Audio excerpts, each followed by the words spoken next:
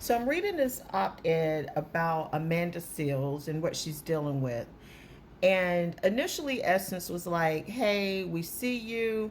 Amanda Seals complained about not being acknowledged and recognized by the Black elite. Anyway, and initially, Essence was like, yeah, we see you.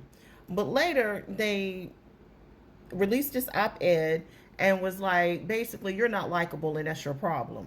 The whole Amanda Seals situation and being likable reminds me of the time when I worked in, well, let me change the details. So I had a principal that was an 8 by 11 man, right? And he felt like women had a place, and that's just kind of the mentality that he had.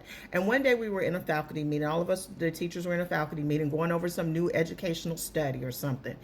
And we had to read this article. So I read the article, and then I was waiting for everybody to catch up.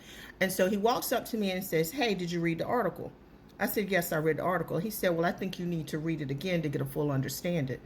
And I was like, I don't need to read the article again to get a full understanding. I understood it the first time when I read it. And he was like, no, pick up that paper and read that article again. I looked at him and said, I will not pick up this paper and I will not read it again. He was livid, I tell you. And so at the end of the school day, they sent the magical negress down to talk to me. The magical negress was the nicest kind of lady. And I guess they sent her down because we were both the same complexion, and they figured that, I could relate to her. And she was the type of woman that worked late for them. I want to say at the time she was like in an acting role because somebody had quit or something. And so she was doing double duties. Like she was doing all the things. She was tap dancing and juggling and singing and doing all the things for them. So they sent the magical negress down to talk to me. And she said, all you have to do, Miss Russell, is in the next faculty meeting, apologize. I said, apologize to who? For what? You just need to apologize, for basically being disrespectful. I was like, there is no way, honey, that is not going to happen. Okay? There is no way I'm going to apologize for not reading something so that he can feel better about the situation. Needless to say, that was the day that I got branded as difficult, because what difficult meant in that situation was not controllable. And that's usually what people say when they say, I don't like you.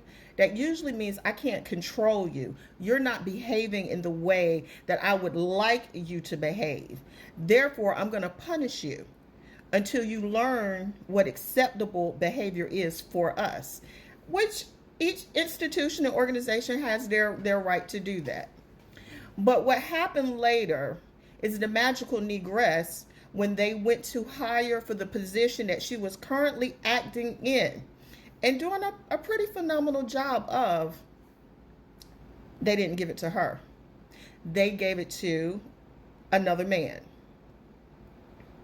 So for all of her shucking and jiving and juggling and being the most palpable kind of black woman there was, it didn't get her what everyone thought it was going to get her.